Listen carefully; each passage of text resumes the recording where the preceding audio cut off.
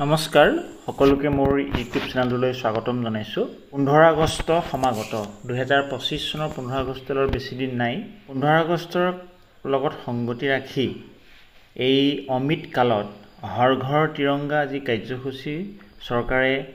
আজি কেইবছৰমানৰ আগৰ পৰা চলাই আছে এবাৰো সেই হৰ ঘৰ তিৰংগাৰ এক কাৰ্যসূচী প্ৰস্তুত কৰা হৈছে আৰু সেই কাৰ্যসূচী লগত সংগতি ৰাখি আমাৰ বিদ্যালয়সমূহতো কিছুমান এক্টিভিটি ৰূপায়ণৰ কথা ইয়াত উল্লেখ কৰা হৈছে activity to be carried out in school প্ৰথমে decorating school wall and board with tiranga inspired art বিদ্যালয়ৰ ৱাল বিলাকত বিভিন্ন ধৰণৰ ডেকোৰেটিং তলত দিয়া আছে উদাহৰণ তেনেকুৱা ধৰণৰ পেইন্টিংৰ ওপৰত গুৰুত্ব দিব দ্বিতীয়তে তিৰংগা ৰংগোলী কম্পিটিশন আমাৰ জাতীয় পতাকাখনৰ যে তিনটা ৰং আছে সেই তিনটা ৰঙৰ ওপৰত কোনে ভাল কিবা প্ৰস্তুত কৰিব পাৰে তাৰ ওপৰত প্ৰতিযোগিতা পাতিব 3 নম্বৰ তিৰংগা ৰাখি মেকিং কম্পিটিশন এণ্ড ওয়াৰ্কশ্বপ মানে তিনটা ৰঙৰ ওপৰত বিভিন্ন ধৰণৰ ওয়াৰ্কশ্বপ তলৰ ফটোখিনি যেনে ধৰণে দিয়া আছে 4 নম্বৰ লেটাৰ ৰাইটিং টু জোৱান police পাৰ্সনেল celebrating spirit of tiranga আমাৰ জাতীয় পতাকাখনৰ উদযাপনৰ লগত জড়িত থকা দেশৰ জোৱান আৰু পুলিচ সকলৰ চিঠি লিখা 5 number bulk collection of letter from schools and delivery to সোলজাৰ্ছ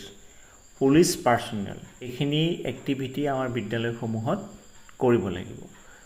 তাৰ পিছত এটা এক্টিভিটি দিয়া আছে to encourage student participate in national quiz Har Ghar Tiranga hosted on MyGov platform তলৰ লিংকটোত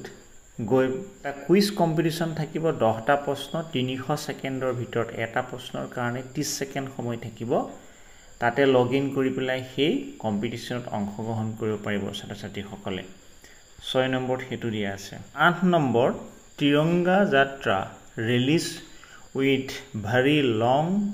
স্পেয়াৰ্ড and tricoloured fabric flags in hand create human chain which feasible তলত দিয়া ফটোখনৰ দৰে বিদ্যালয়ত এনেকুৱা ধৰণৰ কাৰ্যসূচী যদি সম্ভৱ হয় ল'ব পাৰিব 9 number flag hoisting ceremonies in school from 13/8/2025 to 15/8/2025 13 তাৰিখৰ পৰা 25 তাৰিখলৈকে পতাকা উত্তোলনৰ কাৰ্যসূচী আগবঢ়াই নিব পাৰিব click selfie with Tiranga and upload www.harghartiranga.com ৱেবছাইটত গৈ জাতীয় পতাকাখনৰ সৈতে এখন সেলফি তুলি তাত আপলোড দিব পাৰিব আৰু তাৰ পৰা এখন চাৰ্টিফিকেট উলিয়াই ল'ব পাৰিব এইখিনি এক্টিভিটি আমাৰ বিদ্যালয়ত কৰিব পাৰিব আৰু ছাত্ৰ-ছাত্ৰীসকলৰ মাজত এক্টিভিটিখিনি আগবঢ়াই লৈ যাব লাগিব বা ছাত্ৰ-ছাত্ৰীসকলক এনকাৰেজ কৰিব লাগিব যাতে ছাত্ৰ-ছাত্ৰীসকলে এই 15 আগষ্টৰ লগত সংগতি ৰাখি বিভিন্ন ধৰণৰ ক্ৰিয়াকলাপ আৰু কাৰ্যসূচীবিলাক কৰিব পাৰে আৰু তেওঁলোকে নিজে স্বাধীনতাৰ এই গৌৰৱময় ক্ষণত নিজকে জড়িত কৰিব পাৰে বিভিন্ন কাৰ্যসূচীৰ মাজেৰে তেনেকুৱা এটা পৰিৱেশ গঢ়ি উঠাৰ উদ্দেশ্যে এই পিপিটিটো অফিচৰ ফালৰ পৰা বিদ্যালয়সমূহলৈকে প্ৰেৰণ কৰা হৈছে আৰু বিদ্যালয়সমূহে বা শিক্ষাগুৰুসকলৰ নেতৃত্বত এই কাৰ্যসূচীখিনি ছাত্ৰ-ছাত্ৰীসকলৰ মাজলৈকে লৈ যাব লাগিব থেংক ইউ